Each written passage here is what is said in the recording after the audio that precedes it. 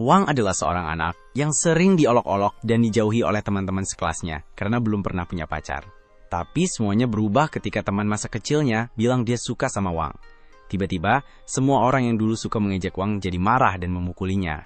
Mereka bahkan melempar Wang dari jembatan dan meninggalkannya begitu saja. Saat Wang tenggelam, dia menemukan sebuah kubus bercahaya di dasar danau. Setelah menyentuhnya, Wang mendapat kekuatan luar biasa yang membuatnya bisa membalas dendam pada para pengganggunya dan bahkan menguasai dunia.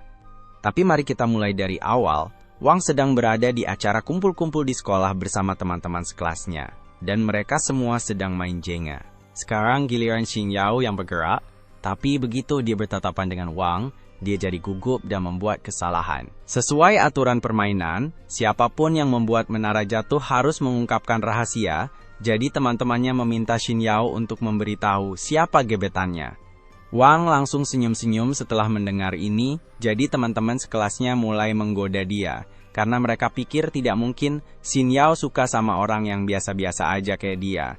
Tapi yang mengejutkan semua orang, termasuk Wang, Xin Yao mengaku kalau dia beneran suka sama Wang. Dan dia menegaskan kalau dia tidak bercanda, karena dia sudah suka sama Wang sejak pertama kali mereka ketemu di SMP. Wang benar-benar kaget karena Xin Yao mengungkapkan perasaannya kepadanya, seperti mimpi jadi nyata.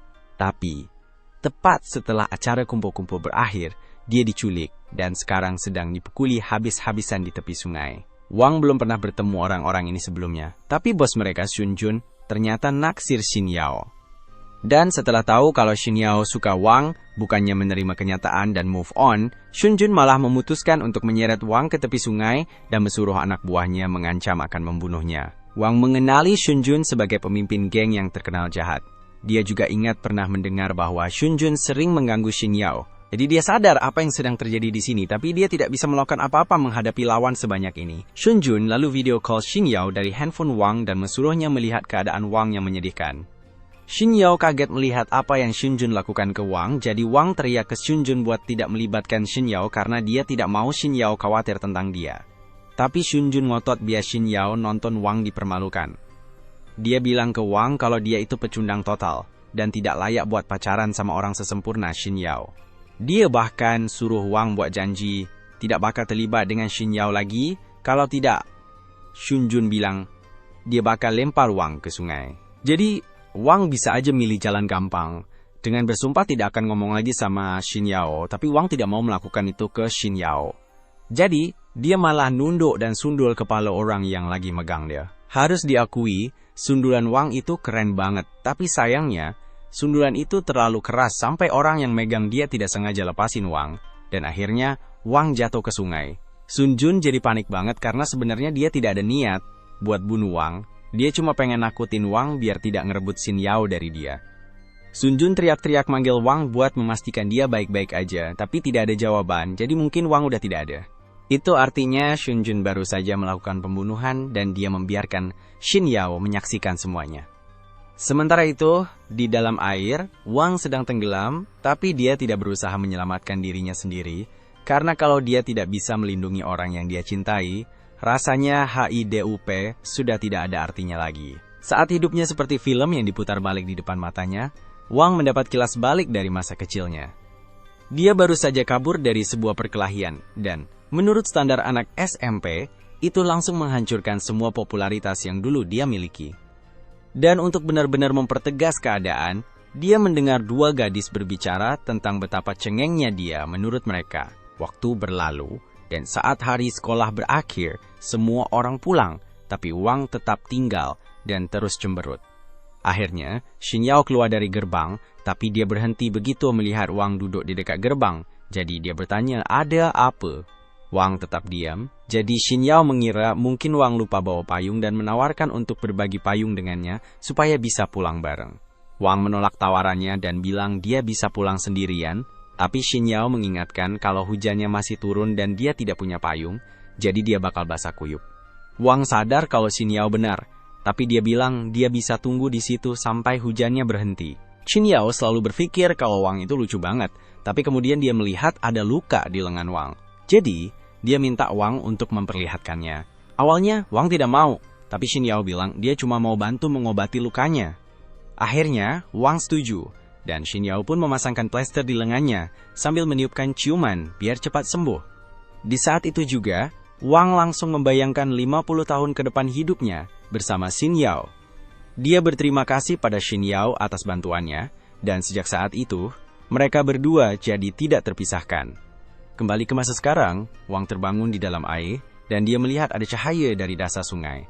Dia sudah tenggelam terlalu dalam untuk bisa kembali ke permukaan, sebelum kehabisan napas, jadi dia memutuskan untuk terus turun dan melihat cahaya itu sebelum dia meninggal. Saat sampai di dasar, dia menemukan sebuah kubus kecil bercahaya, jadi dia mengambilnya, dan sebelum dia menyadari apa yang terjadi, kubus itu aktif dan masuk ke dalam tubuhnya.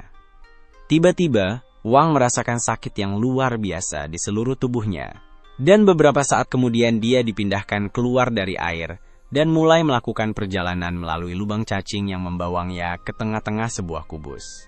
Ketika Wang bangun, dia mulai panik karena baru saja hampir tenggelam. Dia merasa lega karena masih HIDUP, tapi sekarang dia sama sekali tidak tahu di mana dia berada atau bagaimana dia bisa sampai di sini. Tiba-tiba, ada sistem yang muncul di depannya dan mengumumkan bahwa Wang punya kekuatan untuk menggambar lingkaran teleportasi dengan radius 15 meter di sekelilingnya, dan di dalam area itu, dia bisa teleport ke lokasi manapun secara instan. Wang sama sekali tidak mengerti karena dia tidak percaya kalau teleportasi itu nyata. Tapi di saat berikutnya, dia dipindahkan ke tempat lain tanpa bisa menolak. Dia muncul di langit di atas kanal, dan Wang mulai panik lagi karena dia sangat tinggi di udara, dan khawatir kalau dia bisa jatuh dan celaka. Tapi sebenarnya dia mengapung jadi dia aman. Begitu dia tenang, dia melihat ke bawah, dan sadar bahwa Shunjun sedang mencari dia dengan panik di dalam air, karena khawatir dia mungkin sudah membunuh Wang. Wang merasa itu agak lucu, tapi beberapa detik kemudian, dia tiba-tiba dipindahkan ke tempat baru. Shunjun merasa ada yang baru saja melihatnya dari langit, jadi dia bertanya kepada anak buahnya apakah mereka mendengar sesuatu barusan, tapi mereka pikir mungkin Shunjun sedang berhalusinasi, jadi dia suruh mereka untuk terus mencari Wang. Sementara itu, Wang ternyata dipindahkan ke dalam kelas kosong di sekolahnya, dan sekarang dia yakin bahwa dia memang bisa teleportasi. Dia tidak ngerti gimana bisa dapat kekuatan ini. Tiba-tiba, ada suara yang ngomong ke Wang dan bilang kalau dia baru aja aktifin kemampuan teleportasinya terus-menerus. Wang jadi panik dan khawatir kalau dia mulai gila karena dengar suara di kepalanya, tapi sistem itu bilang kalau sebenarnya dia ada di tubuh Wang, bukan di kepalanya. Itu tetap aja bikin Wang tidak nyaman, jadi dia suruh sistem itu keluar dari tubuhnya, tapi sistem itu tidak peduli dan malah kasih tahu kalau ada seseorang yang mendekat. Ada seorang staf yang jalan ke arah kelas karena dengar suara aneh dari dalam, tapi begitu dia buka pintu, yang dia lihat cuma kelas kosong dengan genangan air di lantai. Akhirnya, Wang berhasil sampai ke rumahnya, jadi dia memutuskan untuk mandi biar rileks. Setelah selesai mandi, dia mengambil handphone NYA, dan ajaibnya masih berfungsi, padahal tadi ikut tercebur di dasar sungai bareng dia. Hal pertama yang dia lakukan adalah menelepon Xin Yao untuk memberitahu kalau dia baik-baik saja, dan begitu Xin Yao mengangkat telepon, dia langsung panik tanya apakah Wang baik-baik saja. Wang bilang dia baik-baik saja, tapi Xin Yao merasa Shunjun sudah kelewatan, jadi dia bertanya pada Wang apakah mereka harus melaporkannya ke polisi. Jujur aja, Xin Yao seharusnya sudah menelepon polisi begitu lihat Wang jatuh dari jembatan, tapi Wang bilang tidak perlu. Dia berhasil kabur tanpa Shunjun menyadarinya, jadi sekarang mungkin Shunjun masih mencari-cari tubuh Wang di sungai, sambil khawatir soal berapa lama dia bisa masuk penjara.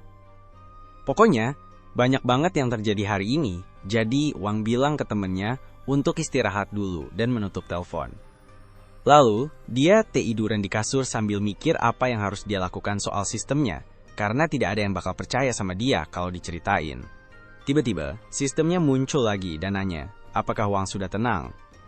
Wang nanya kenapa sistem itu terus ngikutin dia, tapi sistemnya NJ ingetin kalau sekarang dia adalah bagian dari tubuh Wang, jadi Wang tidak bisa kabur darinya. Sistem kemudian mengaktifkan kubus, dan Wang tersedot ke dalamnya lagi. Sistem menjelaskan kalau sekarang sudah terhubung dengan tubuh Wang, jadi dengan kata lain, Wang terjebak dengannya selamanya. Itu membuat Wang jadi pengguna dari sistem Universal Kubus Horadric, dan secara tidak langsung menjadi penguasanya.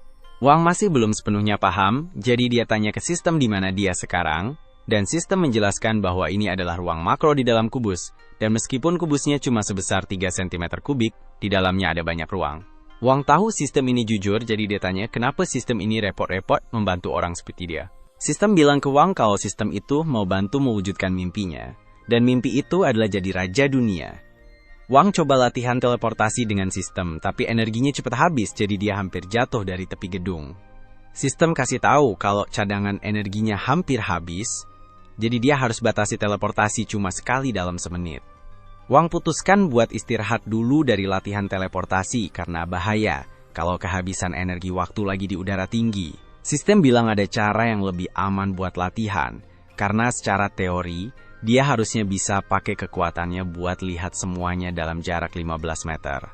Wang memutuskan untuk mencobanya, dan dengan kekuatan barunya dia bisa melihat kamarnya sendiri, sepasang orang di tempat tidur, dan salah satu tetangganya saat dia sedang di bak mandi.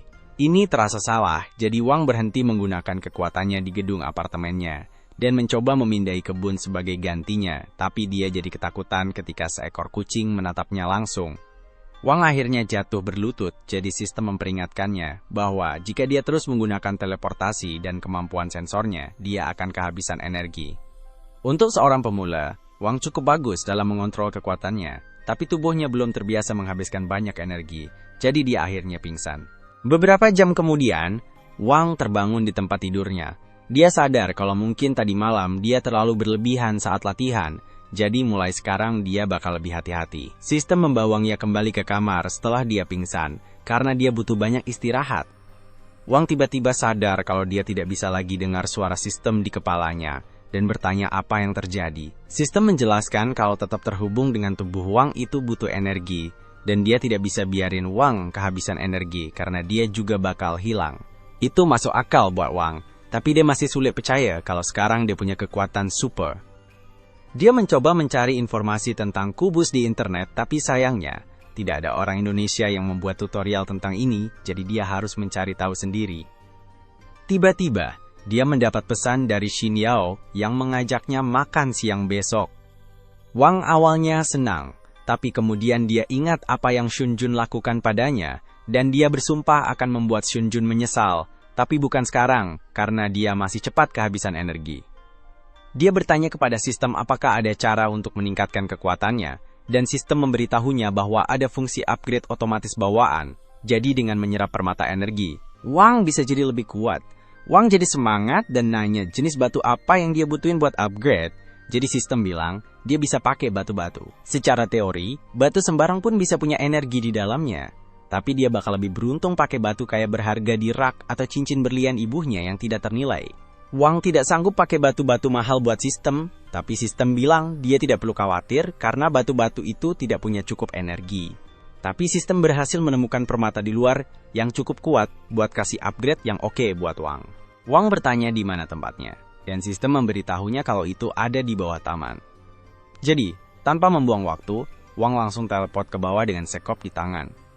Lalu, dia bertanya di mana sebaiknya mulai menggali, tapi sistem menyarankan dia untuk mencoba menemukannya sendiri dengan kemampuan merasa ruangnya. Layak dicoba, jadi Wang menutup matanya dan mulai merasakan area sekitarnya.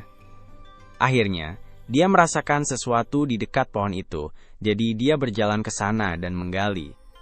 Dia merasa sulit percaya kalau batu ini benar-benar punya kekuatan di dalamnya, karena terlihat seperti kerikil oranye biasa, tapi sistem meyakinkannya bahwa batu itu bisa dipakai untuk peningkatannya. Wang bertanya, apa yang harus dia lakukan selanjutnya, lalu sistem memberitahunya untuk memasukkan permata ke dalam kubus dalamnya. Wang masuk ke ruang kubus dan menempelkan batu itu ke dinding. Dan beberapa detik kemudian, batu itu terserap. Dia terkejut bahwa itu benar-benar berhasil, dan dia mulai merasakan kekuatan mengalir ke tubuhnya. Sistem menjelaskan bahwa kekuatan batu itu telah meningkatkan kekuatan Wang sebanyak 2 poin, dan ketahanannya sebanyak 1 poin. Kalau dia terus menyerap batu kekuatan, dia bisa meningkatkan kemampuan bertarungnya dengan besar. Keesokan paginya, alarm Wang berbunyi, jadi dia bangun dari tempat tidur. Tapi dia masih mengantuk karena semalaman dia berburu batu kekuatan.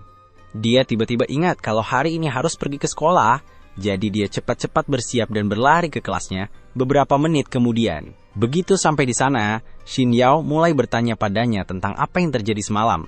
Tapi dia sadar semua orang di kelas sedang menatapnya. Mereka masih ingat saat Xin Yao mengaku suka sama Wang, jadi mereka mulai menggoda dia soal itu. Tiba-tiba, ada keributan di pintu depan karena Xun Jun baru saja muncul. Dan hal pertama yang dia lakukan setelah sampai di sana adalah memerintahkan salah satu bawahannya untuk menendang seorang cowok secara acak.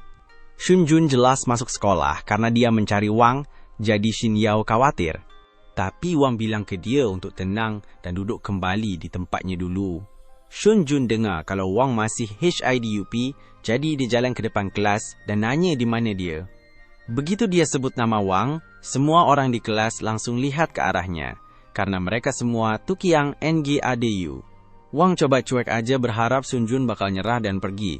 Tapi ternyata Xun Jun udah lihat dia, jadi dia mulai naik tangga buat mendekatinya. Kayaknya Wang gak bisa menghindar dari masalah ini tanpa berkelahi. Tapi dengan kekuatan barunya, dia harusnya bisa ngadepin Xun Jun. Biar yakin, dia nanya ke sistem apakah dia punya peluang bagus buat menang, dan sistem bilang ini bakal jadi kemenangan mudah. Karena rata-rata kekuatan bertarung orang di sini cuma 5, dan kekuatan bertarung Wang sekarang 22. Tiba-tiba, Yao mencoba berbicara dengan Xun Jun agar dia berhenti karena dia tidak ingin Wang terluka. Tapi Xun Jun malah menghampiri dan mulai berbicara kasar tentang Wang. Yao mesuruh Xun Jun untuk pergi saja, tapi Wang sudah muak dengan ketidaksopanan ini. Jadi dia bangkit dan meminta maaf kepada Yao karena membiarkan Xun Jun mengganggunya begitu lama. Tapi dia bilang sekarang dia akan mengurus Xun Jun. Xun Jun tersinggung karena Wang berpikir bisa mengurusnya. Jadi dia menarik kerah Wang dan mengancam akan membunuhnya. Namun, Wang meraih lengannya dan memegangnya dengan sangat kuat sampai Xun Jun berpikir ulang tentang apa yang dia lakukan. Wang bilang ke Xun Jun kalau dia terus gangguin dia dan Yao, maka dia tidak punya pilihan lain selain bikin Xun Jun menyesal. Xun Jun masih penasaran obat kuat apa yang Wang konsumsi sampai bisa punya tenaga kuat banget, tapi tiba-tiba guru kelas datang dan suruh Xun Jun dan temannya keluar, karena mereka bukan bagian dari kelas ini. Xun Jun tidak mau gurunya manggil polisi, jadi dia setuju buat pergi. Tapi sebelum pergi, dia bisikin Wang dan bilang kalau Wang harus datang ke lapangan basket malam ini, kalau tidak mau Yao kenapa-kenapa. Xun Jun lalu pergi, dan Yao nanya ke Wang apa yang Xun Jun bisikin ke telinganya. Tapi Wang bilang ke dia kalau itu tidak penting. Kebetulan, Wang bilang kepalanya tiba-tiba sakit, jadi mungkin dia harus bolos kelas hari ini. Sementara itu, di lapangan basket, Xun Jun masih tidak habis pikir gimana Wang bisa tiba-tiba jadi kuat, sampai meninggalkan lebam di pergelangan tangannya. Tapi dia anggap itu cuma kebetulan, karena tidak mungkin Wang rajin olahraga sebegitunya, dan dia berjanji akan bikin Wang bayar karena udah mempermalukannya kayak gitu. Tidak lama kemudian, Wang sampai di lapangan basket, dan dia bertanya buat tahu di mana Xun Jun. Dia menemukan Xun Jun, duduk di atas tribun penonton, dan Xun Jun ketawa karena sekarang Wang tidak bisa kabur kemana-mana. Tidak ada peluang Wang menang pertarungan ini karena Xun Jun tidak pernah berencana buat duel 1 lawan 1, dia bakal hajar Wang bareng gengnya. Sistem udah kasih tahu Wang kalau dia bisa babak belur karena ada 13 lawan di sini. Wang masih pede sama kekuatannya, jadi dia nanya ke sistem seberapa besar peluang dia menang. Dan kagetnya, sistem bilang cuma ada peluang 20% buat menang. Wang jadi tidak sepede sebelumnya, dan Xun Jun memperhatikan ini, jadi dia makin ejek Wang. Dia kumpulin semua anak buahnya, dan mereka semua berdiri di depan Wang. Tapi sebelum mulai dipukulin, Xun Jun bilang, dia kasih Wang satu kesempatan terakhir buat minta maaf dan mohon ampun. Tapi, Wang mulai menghina Xun Jun dan geng kecilnya, karena dianggap terlalu takut untuk bertarung 1 lawan 1. Dia mencoba memancing Xun Jun supaya mau bertarung sendirian, sehingga Wang punya peluang menang yang lebih besar. Xun Jun tahu ini, tapi dia tidak bisa membiarkan hinaan itu begitu saja, jadi dia hampir saja menyerang Wang. Tapi sebelum dia sempat, salah satu anak buahnya maju dan bilang akan bertarung melawan Wang untuk Xun Jun. Qiang adalah petarung terkuat di geng Xun Jun, jadi semua orang yakin kalau Wang tidak punya kesempatan melawan dia. Bahkan Wang juga ragu apakah dia bisa menghadapinya, jadi dia meminta sistem untuk menganalisis kekuatan bertarung Qiang, dan ternyata cuma 10, jadi seharusnya tidak terlalu sulit untuk dikalahkan. Qiang mengambil bola basket dan bersiap melemparkannya ke Wang, tapi sistem memperingatkannya sehingga dia bisa menghindar tepat waktu. Qiang kemudian mencoba memukul Wang, tapi Wang memblokir dan bergerak lincah seperti petinju profesional. Sementara itu, di kelas, Yao khawatir tentang Wang karena dia bertingkah mencurigakan sebelumnya, dan sekarang dia tidak menjawab teleponnya, jadi Yao memutuskan untuk bertindak. Kembali ke Wang, Qiang masih belum berhasil memukul Wang satu kali pun, dan dia mulai kelelahan, jadi Wang hanya perlu memberikan pukulan terakhir sekarang. Qiang menyerang Wang lagi, tapi Wang masih terlalu cepat untuknya. Jadi, dia nangkep kaki Qiang, terus abis itu Qiang langsung kalah, karena Wang ngasih pukulan listrik dan lempar Fang ke tembok. Anggota geng lainnya tidak percaya kalau Qiang bisa kalah sama orang biasa kayak Wang, jadi mereka nanya ke Shunjun harus gimana. Shunjun cuma ketawa dan bilang, meskipun Wang bisa kalahin Qiang, mereka masih terlalu banyak buat Wang lawan sendirian, jadi Wang bakalan tetap kalah. Wang nanya ke sistem apakah peluangnya buat menang lawan geng itu meningkat. Tapi karena Qiang masih pingsan, ada satu orang yang tidak perlu dilawan. Walaupun gitu, peluang Wang buat menang cuma 30% aja. Jadi sekarang dia mungkin benar-benar dalam masalah. Dia tidak punya pilihan lain selain melawan mereka semua sekaligus. Wang siap-siap dan mulai melawan serangan mereka, tapi dia tidak bisa menghadapi semuanya, dan akhirnya kena tendang dari belakang. Wang merasa tersinggung dengan tendangan itu, jadi dia berbalik dan dengan satu tendangan, dia menghancurkan masa depan orang itu. Lalu dia lempar orang itu ke depan Shunjun, dan Shunjun mulai khawatir, jadi dia suruh semua orang mengelilingi Wang. Wang tidak boleh sampai terpojok, jadi dia lompat ke kursi penonton dan mulai lari untuk bikin jarak. Setelah itu, dia lompat turun dan menyapu kaki satu orang, tapi di saat yang sama dia ditangkap dari belakang. Dia berusaha melepaskan diri dari pria itu, tapi sebelum dia sadar, dia kena tendangan di perut dan jatuh ke tanah. Tendangan itu sakit banget, tapi Wang tidak mau kejadian ini terulang lagi, jadi dia bersiap untuk menghadapi mereka semua sekaligus.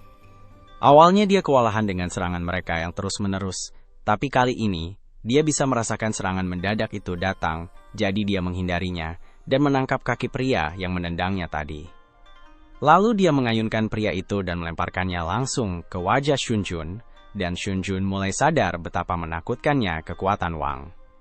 Wang kemudian mulai berjalan mendekati Shunjun, tapi sistem memperingatkannya bahwa dia perlu istirahat karena energinya hampir habis. Dalam kondisi saat ini, tidak mungkin dia bisa ngalahin Shunjun dalam pertarungan.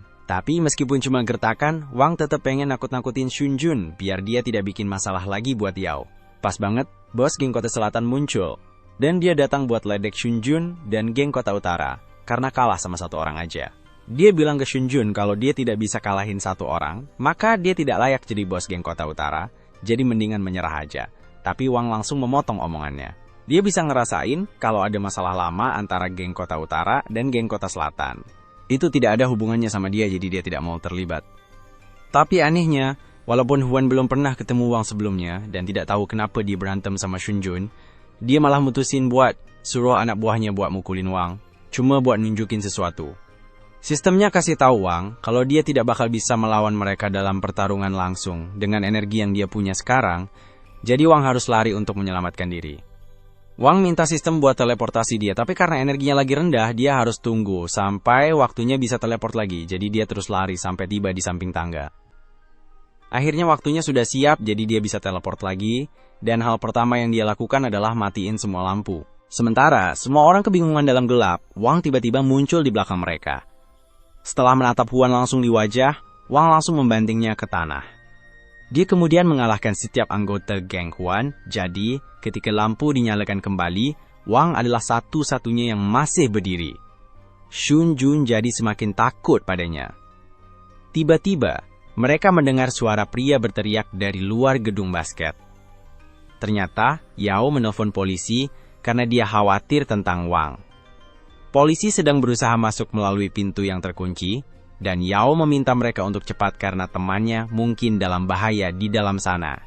Huan tidak bisa keluar dari gedung tanpa ketahuan, dan dia tidak mau kena masalah gara-gara berkelahi, jadi dia harus mikir cepat. Dia lihat ke arah Shunjun dan tiba-tiba muncul di depan dia, jadi Shunjun langsung berlutut dan minta maaf. Ini kasih Huan ide bagus, jadi dia bilang bakal maafin Shunjun, tapi dengan satu syarat. Pas polisi akhirnya berhasil buka pintu, mereka lihat Shunjun megang kerah baju Wang, dan pura-pura mau mukul dia. Shunjun dan Huan akhirnya kena masalah karena bikin keributan di ruang basket. Tapi Huan berhasil lolos tanpa masalah karena dia berhasil meyakinkan polisi kalau dia cuma korban yang kebetulan ada di sana. Dia juga meminta Shunjun berjanji untuk tidak mengganggu Yao lagi, jadi masalah itu selesai. Tapi perkelahian itu membuat Wang sadar kalau ada batasan pada kekuatannya, jadi dia harus semakin kuat secepat mungkin. Untuk itu, dia perlu mencari lebih banyak batu permata. Dia mencoba mencari di toko perhiasan, tapi langsung sadar kalau dia terlalu bokek untuk membeli salah satu dari itu. Dan dia juga tidak mau mencuri. Dia sempat berpikir untuk cari sugar mama supaya bisa beli batu permata, tapi itu tidak sepadan. Akhirnya, Wang memutuskan untuk keluar dan mencari batu permata di alam liar. Dia bawa banyak perlengkapan dan pergi ke pegunungan terdekat supaya bisa mulai mencari batu permata. Dan Wang memang menemukan beberapa, tapi yang satu ada di bawah batu besar, satu lagi di dasar danau, dan satu lagi terjebak 15 meter di bawah tanah. Jadi tidak mungkin Wang bisa mencapainya sendirian. Tepat saat itu, sistem memberitahu Wang, karena baru saja menemukan sebuah gua di bawah tanah yang penuh dengan energi batu ajaib. Wang penasaran, jadi dia mencoba teleportasi ke dalam gua itu, tapi entah kenapa, walaupun gua itu masih dalam jangkauan, dia tidak bisa masuk. Sistem menjelaskan bahwa, jika suatu area benar-benar tertutup rapat, maka Wang tidak bisa teleportasi ke dalam. Untuk bisa masuk ke gua, perlu ada celah minimal 1 cm. Tapi, Wang tidak punya kekuatan buat menggali sampai ke bawah sana. Dia memikirkannya sebentar, dan kalau yang dia butuhkan cuma untuk dekat dengan celah di gua, dia mungkin bisa menemukannya dekat danau. Air pasti udah mengikis tanahnya. Jadi setelah memeriksa, dia menemukan celah kecil yang mengarah ke dalam gua. Begitu dia teleport ke dalam gua, dia terjatuh karena tidak menyangka lantainya sangat licin. Dia mengeluarkan senter dan mulai melihat-lihat di dalam gua untuk mencari sesuatu, tapi yang dia lihat hanya seekor katak random. Tiba-tiba, sistem memberitahu Wang bahwa ada batu energi terdeteksi tepat di depannya. Di depannya cuma ada tembok, jadi Wang jadi super kesal. Setelah semua usaha yang dia lakukan buat sampai ke sini, dia masih tidak bisa dapat batu energi. Tapi tiba-tiba dia rasain ada angin berhembus di wajahnya. Dia sadar kalau ada angin berarti ada lubang di suatu tempat. Begitu dia menemukan celahnya, Wang langsung teleport ke dalam. Setelah teleport lewat celah itu, Wang tiba-tiba ada di bagian gua yang baru banget. Dia melangkah maju beberapa langkah, tapi dia tidak terlalu perhatiin jadi hampir jatuh dari ujung tebing. Untungnya, dia berhasil selamatin dirinya, tapi senter dia sekarang hilang. Dia memutuskan untuk istirahat dulu dan mencoba mencari permata sebelum melakukan hal lain. Tapi ternyata, Wang tidak sendirian di sini. Dia berhasil menemukan permata yang berkumpul di sisi lain gua, tapi saat dia mencoba mencari cara untuk ke sana karena jaraknya di luar jangkauan teleportasinya, tiba-tiba ada ular raksasa yang mengendap di belakangnya.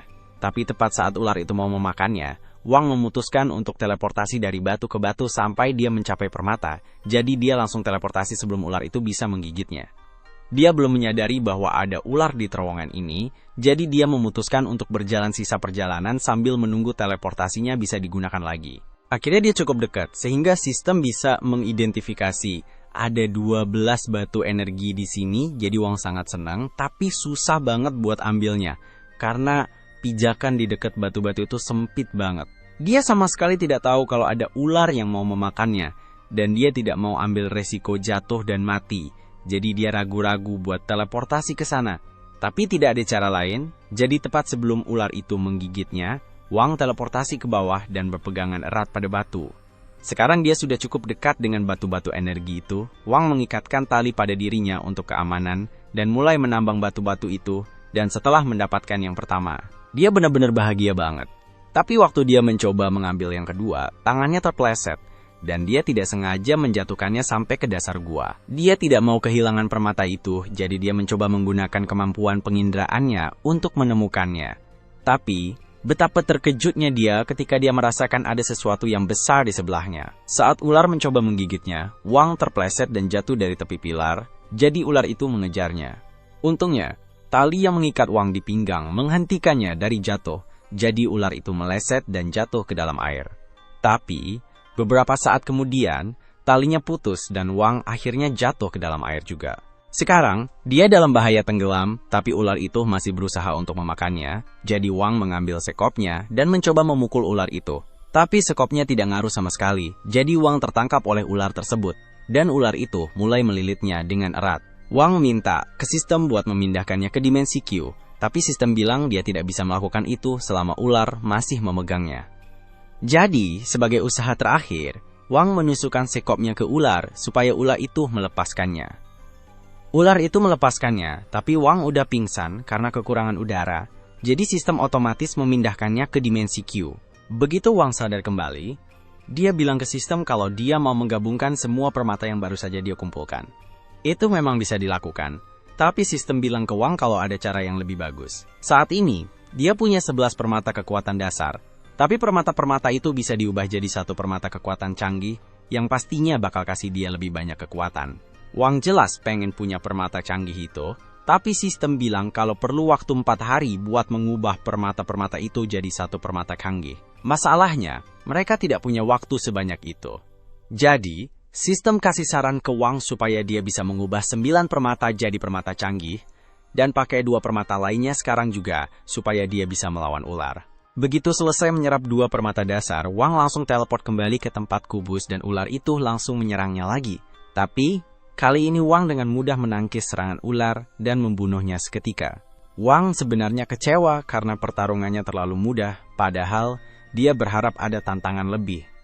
Tapi dia tetap bersyukur atas kemenangan mudah itu. Dia berjalan ke air untuk melihat bangkai ular.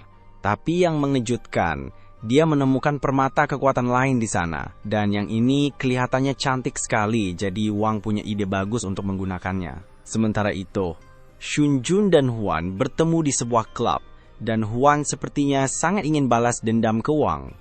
Huan ingin membalas dendam pada Wang. Tapi Shunjun merasa itu tidak sebanding, karena mereka tidak akan bisa ngalahin Wang. Bahkan, dengan gabungan geng mereka, Wang tetap bisa mengalahkan mereka dengan mudah, tapi Huan punya rencana. Dia bilang ke Shunjun kalau Luo sudah balik ke kota, dan begitu Shunjun dengar nama itu, dia langsung ketakutan. Dia marah ke Huan karena itu sama aja dengan cari mati kalau sampai berani minta bantuan Luo, tapi Huan tidak sebodoh itu. Meskipun begitu, dia cukup nekat untuk berpikir bisa memanfaatkan Luo untuk menghabisi Wang buat mereka. Dia ingetin Shunjun bahwa alasan Luo pergi dari kota 2 tahun lalu adalah karena dia kalah berantem sama orang yang lebih kuat dari dia. Ada seorang pria bernama Shigukin. Shunjun tidak terlalu tahu banyak tentang Shigukin, tapi dia ingat kalau Shigukin ada hubungannya dengan Xin Yao. Nah, Xin Yao lagi belajar di perpustakaan ketika tiba-tiba ponselnya berdering. Begitu dia angkat, cowok di ujung sana memperingatkan dia kalau ada seseorang yang datang mencarinya. Tiba-tiba, Xin Yao dikelilingi oleh 4 pria berpakaian jas dan sepertinya mereka tidak di situ buat ngasih permen, jadi Xin Yao langsung berdiri dan lari ke pintu. Ya, tapi ada agen yang menghalangi jalannya, jadi dia terpaksa lari melewati koridor. Akhirnya, dia menemukan lemari, jadi dia buru-buru buka pintu dan mengunci dirinya di dalam untuk menghindari para agen itu. Sekarang dia tidak punya tempat untuk pergi. Agen-agen mulai mencoba mendobrak pintu, dan Xin Yao ketakutan banget.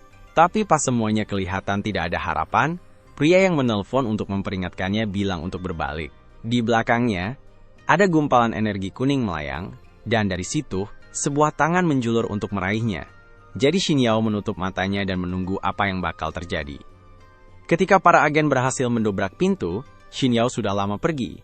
Dia dibawa oleh Shigukin, dan dia yang menelpon untuk memperingatkannya tentang para agen itu.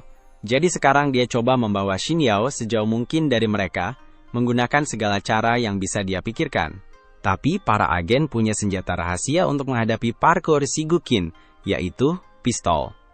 Shigukin tertembak saat di udara, dan walaupun tidak terlalu terluka, dia tidak bisa kabur dari para agen begitu saja.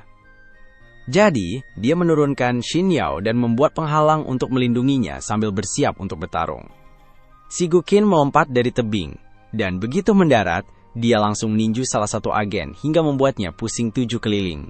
Agen lain berlari mendekatinya untuk menyerang. Jadi Shigukin meninjunya sambil melawan 2 agen lainnya. Akhirnya, salah satu dari mereka berhasil menjegal Shigukin, dan sekarang setelah menangkapnya, dia menyeret Shigukin ke udara. Setelah bertarung sebentar di udara, pria itu berhasil membanting Shigukin ke sebuah gedung dengan bantuan 3 temannya. Tapi begitu debunya hilang, ketiga temannya sudah KO.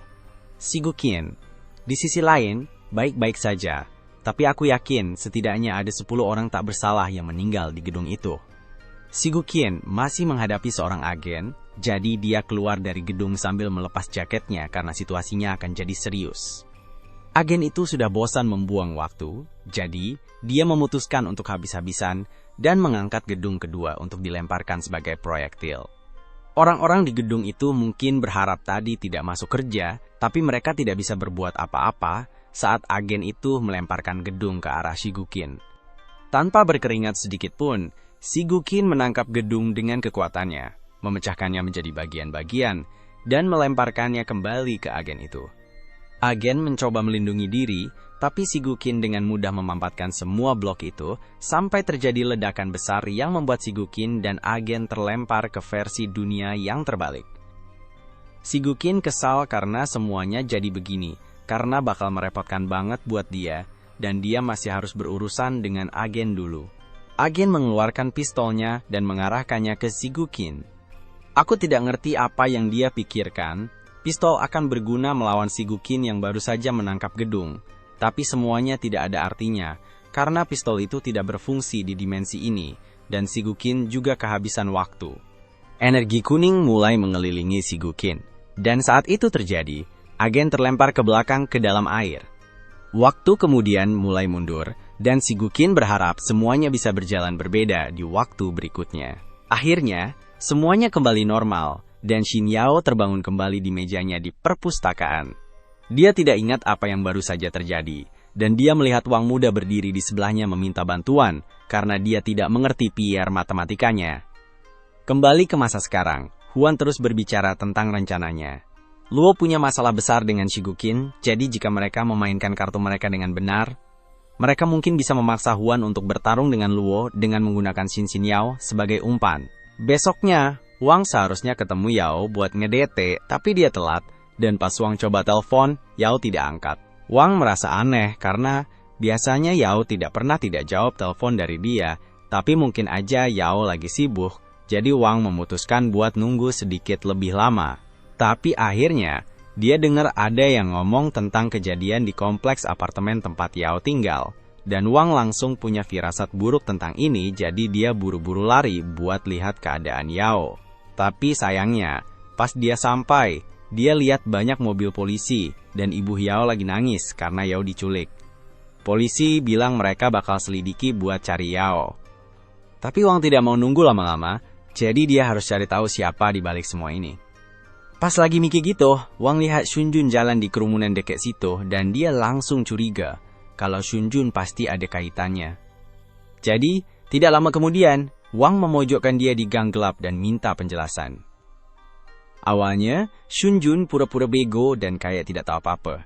Tapi terus Wang pukul dinding dan ancam Shunjun kalau kepala dia bakal kena hal yang sama kalau tidak segera cerita.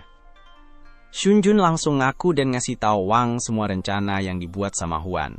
Sementara itu, Huan sedang menyesali keberadaan sel-sel otaknya yang bodoh yang membuatnya berpikir bahwa ini adalah rencana yang bagus. Luo sudah tahu bahwa Huan berusaha memanfaatkannya dan dia benci dimanipulasi, tapi dia juga benci Sigukin, jadi kalau rencana Huan bisa membuat Sigukin muncul, dia akan ikut main. Tapi itu tidak berarti dia sudah memaafkan Huan, jadi saat ini Luo sedang main golf dengan mulut Huan. Xin Yao sedang terikat di sudut ruangan dan dia ketakutan setelah melihat apa yang baru saja dilakukan Luo pada Huan, jadi dia mencoba menghindari kontak mata. Tapi kemudian Luo berjalan langsung ke arahnya. Dia bilang dia mau nanya beberapa pertanyaan ke dia, dan dia harus jujur karena dia tidak segan-segan bikin wajahnya babak belur kayak yang dia lakukan sama Huan. Dia tanya apa hubungannya sama Sigukin. Tapi Yao benar-benar tidak pernah dengar nama orang itu sebelumnya. Luo tidak percaya karena mereka punya catatan kalau Sigukin pernah mempertaruhkan nyawanya melawan orang-orang hebat cuma buat nyelamatin dia. Jadi tidak mungkin. Yao tidak tahu siapa dia. Bisa jadi Sigukin pernah nyelamatin Yao tanpa ngasih tahu identitas aslinya, jadi dia beneran tidak tahu siapa Sigukin. Tapi Sigukin jelas tahu siapa Yao, dan kelihatannya dia peduli banget sama Yao, jadi aneh aja kalau dia belum muncul buat nyelamatin Yao padahal dia udah diculik. Bahkan jika Sigukin muncul, pelayan tidak yakin kalau Luo bisa menang lawan Sigukin dengan kekuatan yang dia punya sekarang. Luo pikir itu konyol karena dia udah habisin banyak uang buat nyewa banyak petarung profesional demi balas dendamnya. Tapi mereka belum benar-benar tahu seberapa kuat Shigukin sebenarnya, jadi pelayan itu tidak yakin mereka bisa menang lawan dia. Dan mungkin bukan keputusan yang bijak buat membunuh atau menyakiti Yao sebelum mereka punya rencana buat menghadapi Shigukin. Luo ngerti maksudnya, jadi dia tenang dan setuju untuk tidak ganggu Yao dulu dan keluar dari ruangan itu. Sementara itu, Shunjun baru aja selesai menjelaskan gimana Huan meyakinkan Luo buat menculik Yao karena hubungannya dengan dosa Shigukin. Wang tidak ngerti sama sekali. Jadi dia nanya ke Shunjun tentang siapa SIH sebenarnya Shigukin ini dan kenapa Luo percaya bisa pakai Yao buat memancing dia keluar. Shunjun ingetin Wang tentang kejadian beberapa tahun lalu yang hampir bikin Shin Yao diculik. Cerita yang beredar di masyarakat adalah ada orang baik hati yang kebetulan lewat dan nyelamatin dia. Tapi sebenarnya orang itu adalah Shigukin. Sejak hari itu, banyak orang coba cari Shigukin, tapi gak ada yang berhasil, karena Shigukin selalu misterius dan gak ninggalin jejak. Kecuali satu kali waktu dia muncul dan bikin 2 jari Luo patah. Sejak hari itu, Luo jadi terobsesi buat menemukan Shigukin supaya bisa balas dendam. Wan memutuskan untuk memanfaatkan situasi ini dan memberi Luo beberapa informasi agar Luo mau menculik Yao. Tapi, biar jelas, Shunjun dari awal tidak setuju dengan rencana ini, jadi dia sama sekali tidak terlibat. Wang sudah cukup mendengar semuanya, jadi dia siap untuk menyelamatkan Yao. Dan karena Shunjun tidak terlibat, Wang membiarkannya pergi. Akhirnya, Wang tiba di lokasi konstruksi tempat Yao ditahan. Tapi saat mendekat, sistem memperingatkannya bahwa ada 7 ahli bela diri yang tangguh di sana. Wang sadar ini bisa jadi masalah, jadi dia bertanya ke sistem apakah pemrosesan permata energi itu sudah selesai. Tapi masih butuh waktu 30 menit lagi untuk menyelesaikan prosesnya. Sekarang, Wang bisa saja menunggu sampai dia mendapatkan tambahan kekuatannya, tapi dia tidak tahu apakah Yao aman, jadi dia tidak bisa buang-buang waktu. Saat dia berjalan menuju bangunan itu, Luo dan timnya melihatnya, dan walaupun Wang bukan Shigukin, Luo berpikir akan seru untuk mengganggunya, jadi dia suruh para ahli bela dirinya untuk menghadapi Wang. Tapi mereka cuma bisa melawannya satu persatu, karena menyerangnya sekaligus tidak akan seru buat ditonton. Wang berjalan ke gerbang depan, dan dia hampir memecahkan gembok untuk masuk, tapi dihentikan oleh seorang ahli bela diri bernama Pablo. Dia memberitahu Wang bahwa kunci tersebut diperkuat dengan penghalang supernatural, jadi jika dia mencoba membukanya dengan paksa, dia akan mendapat serangan balik yang parah dan mati. Dalam situasi itu, Wang meminta kunci untuk membuka kunci tersebut, tapi Pablo tidak bisa memberikannya. Dia punya perintah untuk membunuh siapapun yang mencoba naik ke lantai atas, jadi dia memberi Wang kesempatan untuk mundur dan pulang. Namun, Wang tidak berniat meninggalkan Yao, dan jika Pablo mencoba menghalanginya, maka Wang harus mengalahkannya. Menurut sistem, tingkat kekuatan Pablo adalah 52, sedangkan tingkat kekuatan Wang masih 50. Jadi, dia dalam posisi yang sangat tidak menguntungkan di sini. Pablo melayangkan pukulan pertama, dan kelihatannya itu bisa mematikan, tapi Wang berhasil menghindar tepat waktu dan menendang wajahnya. Sayangnya, tendangannya tidak bikin Pablo sakit sama sekali. Pablo lebih kuat dan tahan banting dibanding Wang, jadi meskipun Wang sedikit lebih cepat, dia tidak bisa memberikan pukulan yang mematikan dengan tangannya. Tapi kemudian Wang sadar kalau ini pertarungan jalanan, jadi saat Pablo menyerang lagi, dia langsung memindahkan palu yang ada di dekatnya ke tangannya, dan menghantamkan ke kepala Pablo. Sekarang Pablo kayaknya bakal tidur panjang. Wang mengambil kunci dan melanjutkan ke lantai berikutnya. Saat dia berlari naik tangga, ada sistem yang memberitahu Wang kalau petarung berikutnya punya kekuatan level 75. Tapi Wang tidak ragu dan langsung masuk ke ruangan itu. Begitu dia masuk, dia sadar kalau semua lampu mati, jadi ruangan itu gelap gulita. Petarung di lantai ini, bernama Li, adalah seorang pembunuh yang jago banget dalam menghilangkan keberadaannya di tempat gelap.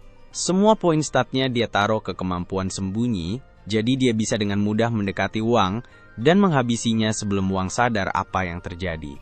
Atau setidaknya, itu yang bakal terjadi kalau Wang tidak punya kemampuan merasakan posisi di sekitarnya.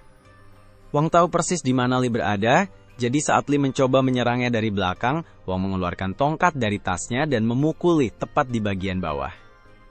2 ahli bela diri di lantai atas telah memperhatikan Wang naik ke lantai atas, dan mereka terkejut bahwa dia bisa mengalahkan lawan-lawannya dengan mudah.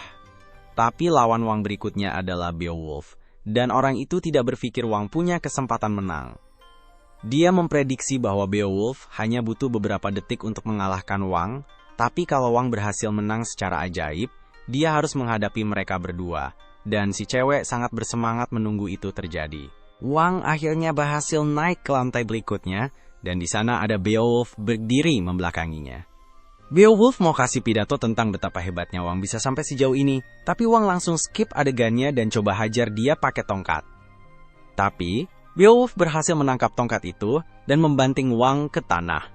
Bantingan itu bikin Wang sesak napas, jadi dia tahu kalau dia tidak ada harapan lawan Beowulf dalam keadaan seperti ini. Tapi untungnya, sistem kasih tahu kalau permata energinya hampir siap, jadi dia cuma perlu bertahan selama 1 menit biar bisa dapat tambahan kekuatan. Ternyata lebih susah dari yang Wang kira karena Beowulf lagi menyerang Wang dengan combo-combo dan Wang tidak bisa berbuat banyak. Wang coba tendang Beowulf tapi ternyata itu kesalahan karena Beowulf tangkap kakinya, lalu mematahkan tangannya, dan memukulnya hingga Wang terlempar menembus pilar. Wang hampir aja kalah, tapi untungnya 1 menit udah lewat, jadi sistem mulai mengaktifkan kekuatan permata energi. Ini bikin tubuh Wang sembuh dan semua kemampuannya jadi lebih kuat, jadi dia siap buat lanjut berantem lagi. Tapi kali ini situasinya lebih menguntungkan dia. Wang udah siap berdiri lagi, dan Beowulf pun bersiap buat ronde berikutnya. Dengan sekali pukulan, Wang membuatnya terlempar ke seberang ruangan. Pukulan itu membuat Beowulf mempertanyakan semua yang telah ia usahakan, karena dia tidak percaya seorang pejuang tingkat C seperti dirinya bisa kalah dari anak random, tapi anak random itu melanjutkan dengan serangan Black Flash, dan membuatnya terlempar menembus dinding. Luo sudah menyaksikan semuanya lewat kamera, dan dia marah banget karena para ahli bela diri yang dia bayar mahal kalah dari seorang anak, yang bahkan belum pernah dia dengar. Mungkin lebih baik kalau mereka menyerang Wang bersamaan, tapi pelayan meyakinkannya bahwa 2 ahli bela diri berikutnya pasti bisa mengalahkannya. Mereka berasal dari aliansi seni bela diri sejuta, dan bisa dibilang mereka adalah profesional sejati. Million Stone adalah kekuatan yang sangat kuat, tapi gadis ITU bahkan lebih menakutkan darinya.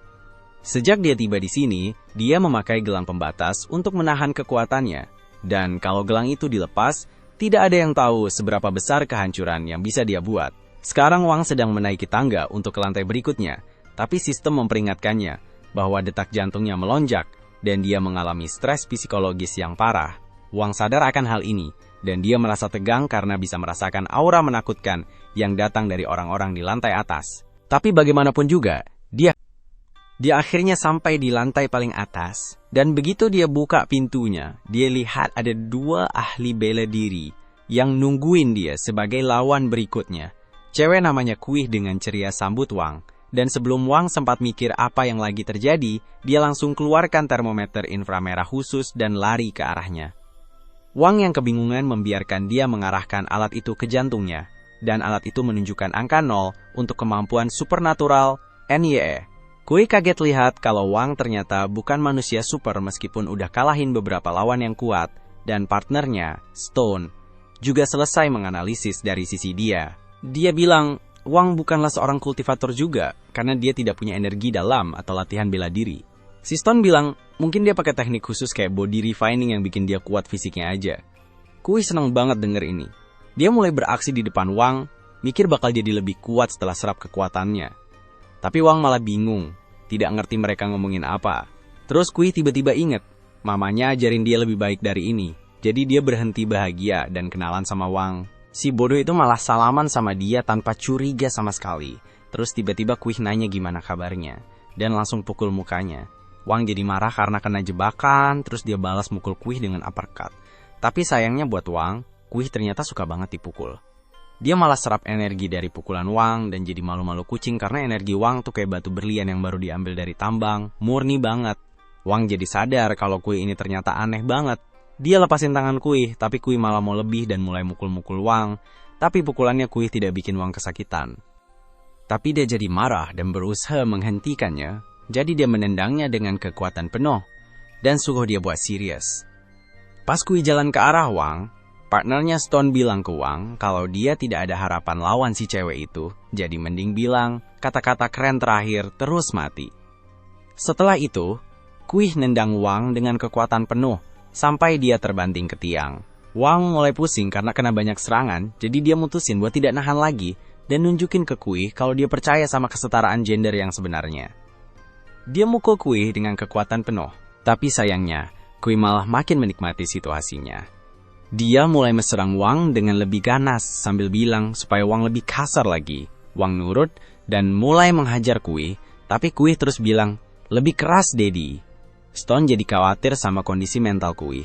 Kui menyerang Wang lagi, dan tiba-tiba energi gelap yang tersembunyi dalam dirinya muncul ke permukaan. Tapi sebelum dia bisa pakai energi itu buat bertarung, Stone menghentikannya, bilang kalau dia tidak boleh pakai kekuatannya, tapi Kui tidak mau dengar. Dia terus jalan ke arah Wang sambil tangannya berubah jadi cakar. Dia bilang kalau dia mau meserap kekuatannya Wang biar jadi lebih kuat, jadi dia sama Stone bisa bebas dari organisasi mereka. Dia jadi kayak beringas gitu dan serang Wang, sahabat kulitnya, pakai cakar tajamnya, pas Wang lagi berusaha bangun setelah serangan pertama. Kui serang dari belakang dan jilat darahnya.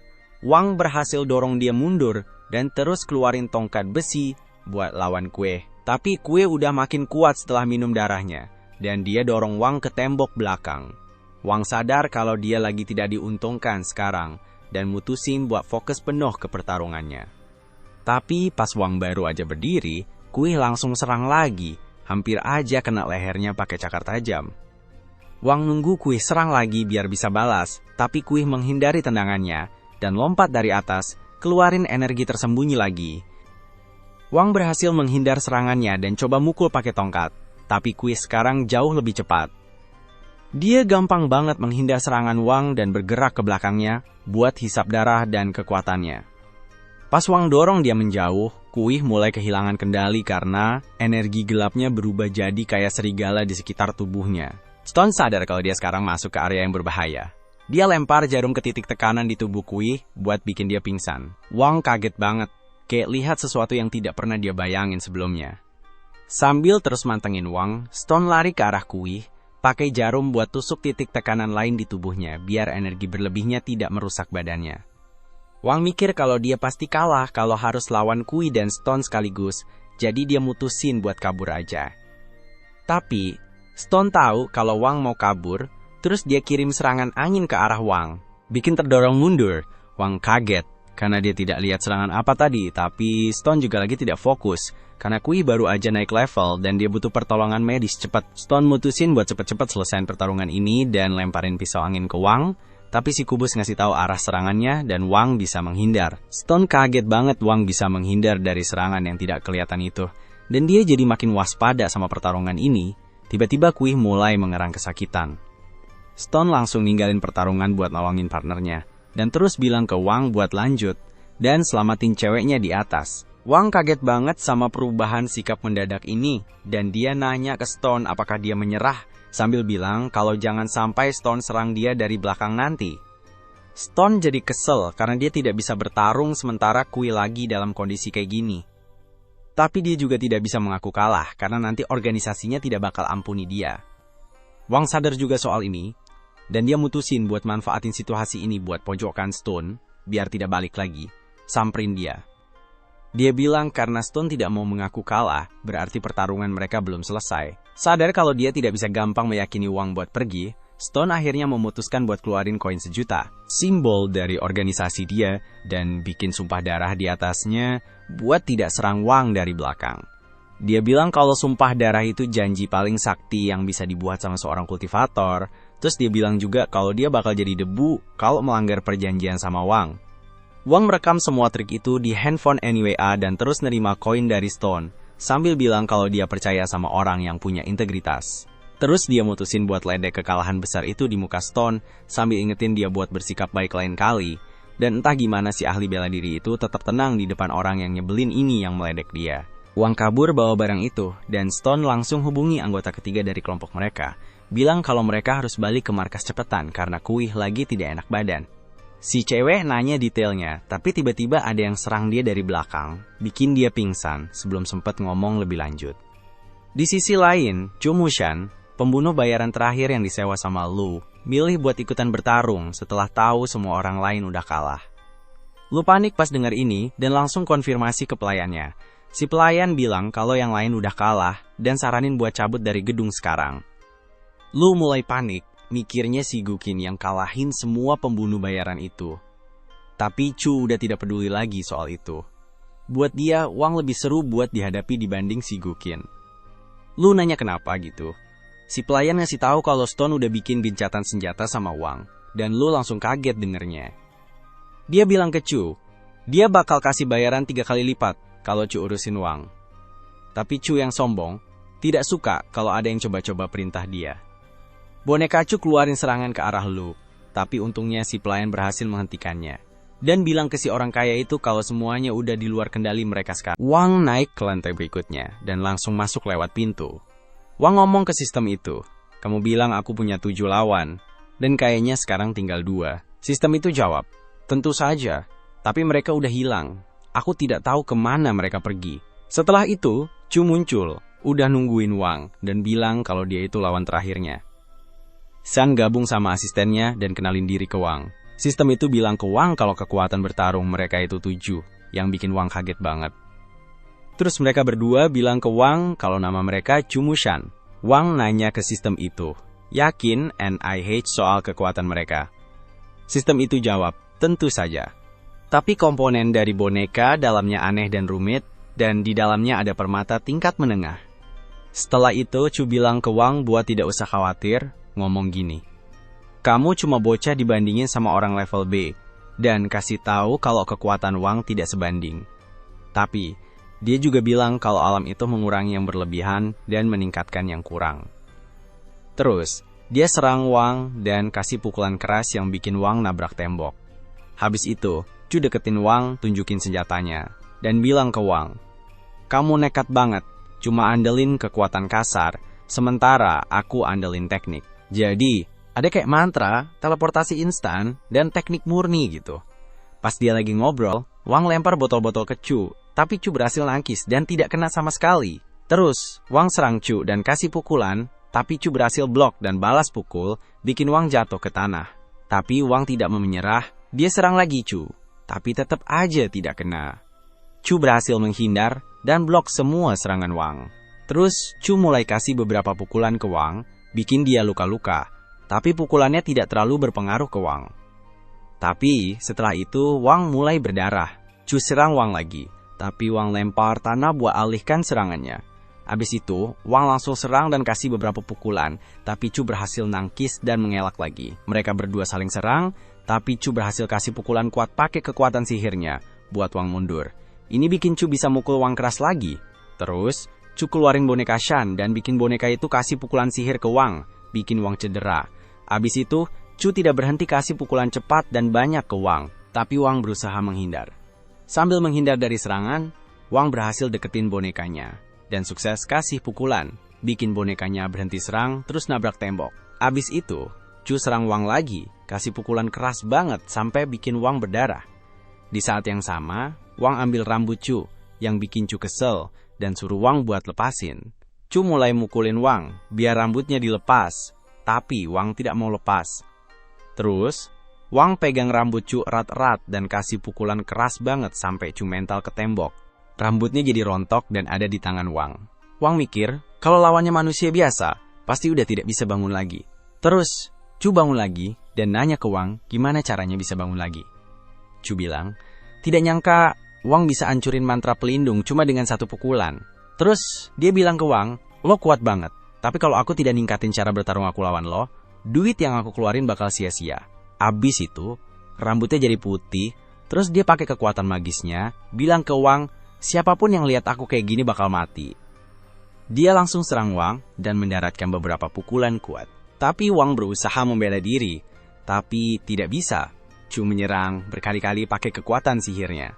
Pukulan-pukulan itu bikin Wang terdorong, hampir jatuh dari gedung, tapi dia berhasil selamatin diri. Setelah itu, bonekanya nembakin proyektil sihir ke Wang, tapi Wang berhasil mengelak dan makin dekat ke bonekanya. Wang nangkep bonekanya, mikir bisa kalahin dia, tapi bonekanya juga nangkep Wang. Chu berhasil kendaliin mereka berdua sekaligus, banting Wang ke tembok dengan keras. Abis itu, Chu mendekati Wang dan nanya, kamu tahu tidak nilai mantra yang kamu pasang di badanmu? Wang jawab, aku tidak peduli. Chu bilang, Setiap satu harganya 5 juta, dan dia bisa kendaliin Wang lewat mantra itu. Terus, dia kasih pukulan kuat ke Wang yang bikin ledakan gede. Sementara itu, Lu nonton perkelahian dan bilang, "Wah, ini keren banget." Xin Yao di sampingnya sedih banget soal Wang. Kita pindah ke Chu yang bilang, perang buat Wang udah selesai, dan perang itu cuma buang-buang duit. Tapi tiba-tiba Wang muncul lagi, bawa sekop, bikin Chu kaget banget.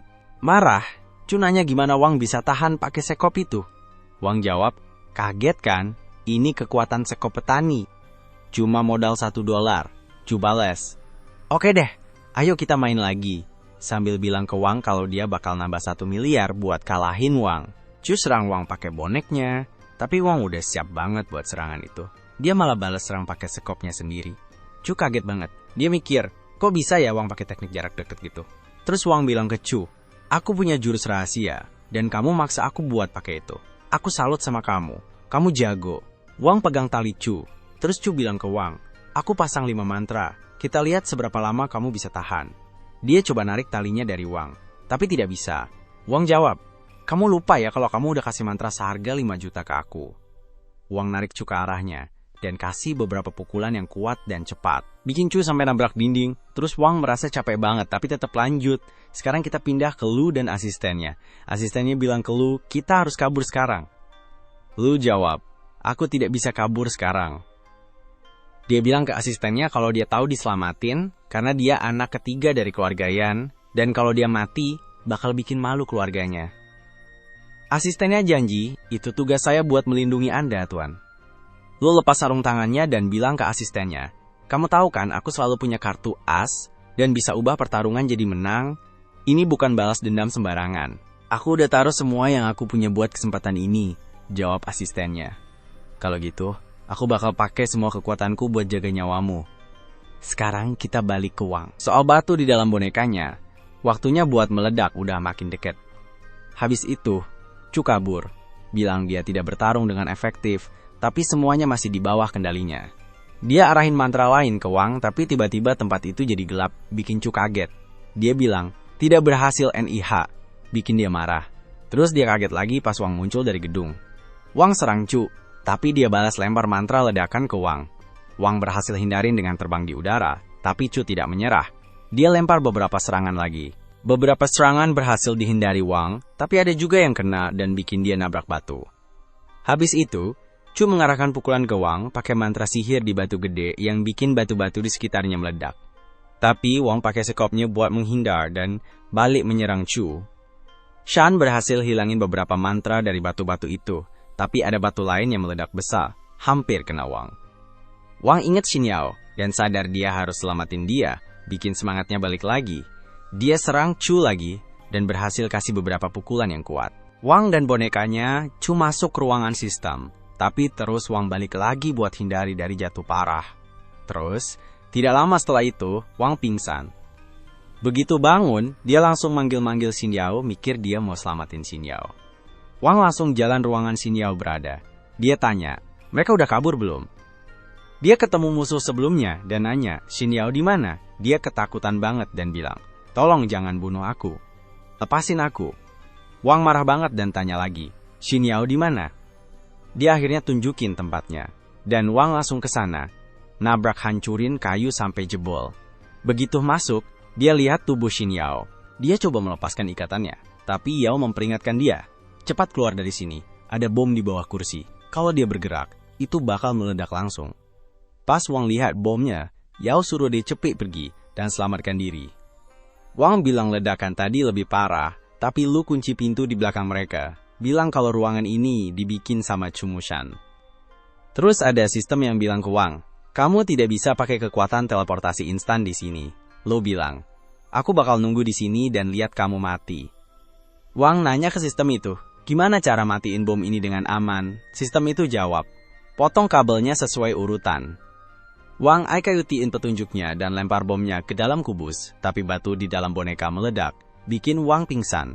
Lu marah banget dan teriak, "Bomnya kemana?" Dia langsung masuk ke kamar mereka dan mulai nembak. Asistennya Lu buru-buru minta cepat kabur. Setelah Yao kena tembak, Wang coba peluk dia sambil bilang, "Bertahan ya, Terus si Guqin muncul dan bilang ke Wang, "Kamu tidak bisa selamatin dia," lalu ngambil Xin Yao dan pergi. Wang coba ngejar mereka, tapi tidak bisa menyusul. Si Guqin sindir Wang, "Kamu bahkan tidak bisa lindungi diri sendiri, apalagi dia." Dia loncat pergi bawa Yao. Wang lari ke jendela, marah, cariin Yao, tapi tidak kelihatan. Dia lihat ke arah Yao dan bilang, "Kamu tidak tahu apa-apa soal dia atau dunia kekuatan super." Menyalahkan diri sendiri untuk ini, dan bilang dia bakal NGURUS semuanya. Setelah itu, dia menghilang, ninggalin Wang yang nangis sambil inget-inget momen indah bareng Yao.